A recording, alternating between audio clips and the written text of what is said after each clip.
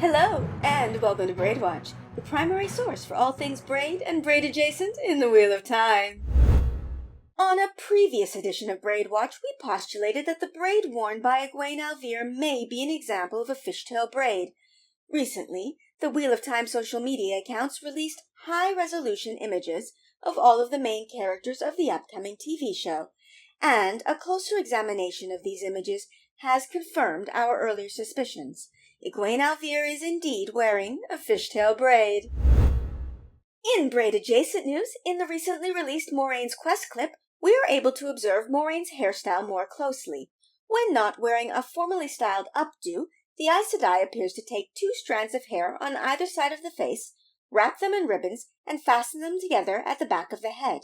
Unfortunately, none of the recently released clips have showed us a clear view of this style from behind, so we are unable at this time to confirm how these 2 ribbon-wrapped strands of hair are held in place.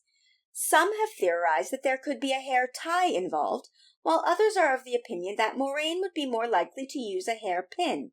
However, it is important to note that at this point it is all speculation, as there is no concrete proof in either direction. Continuing in braid-adjacent news, Perrin Ibarra, the blacksmith's apprentice, in these shots from what appears to be the day of the Beltane festival, appears to have his hair styled in very neat, short twists.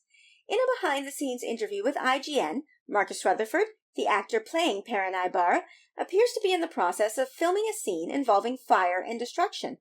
Given the precision of his short twists in this interview, one can presume that the scene that he was filming was likely either during or immediately following the Beltane festival.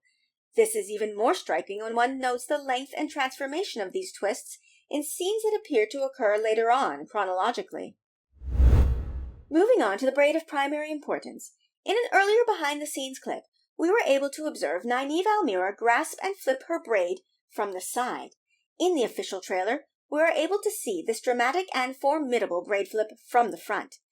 It is interesting and significant to note that Rafe Judkins, the showrunner of the Wheel of Time TV show, referred to this initial grasping of the braid as a braid tug. This may be important for viewers to note, as braid tugs in the show may not appear in the way that many braid enthusiasts have envisioned. We at Braidwatch pride ourselves on our accuracy and integrity, and with that in mind, it is important that we admit to our failings. In our inaugural episode, we made the statement that Nynaeve Almira's braid was made of smaller braids, which were then gathered together into a larger braid. Recently, a researcher at Braidwatch uncovered the truth.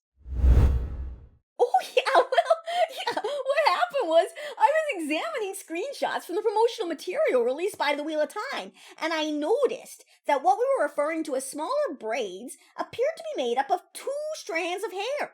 2! Not 3! They appear to be twists, not braids. And I brought this to the attention of the higher-ups here at Braidwatch, but instead of making a correction, they chose to, change the wording of any upcoming broadcast to say braids or twists, to, cover our bases.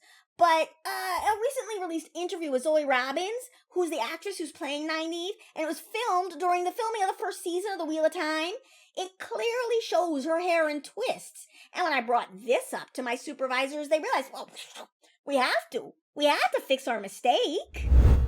The style Zoe Robbins appears to be wearing in the interview that the researcher mentioned may be an example of a medium or chunky Senegalese twist, a style I have worn myself on multiple occasions, although I have typically opted for the smaller twists.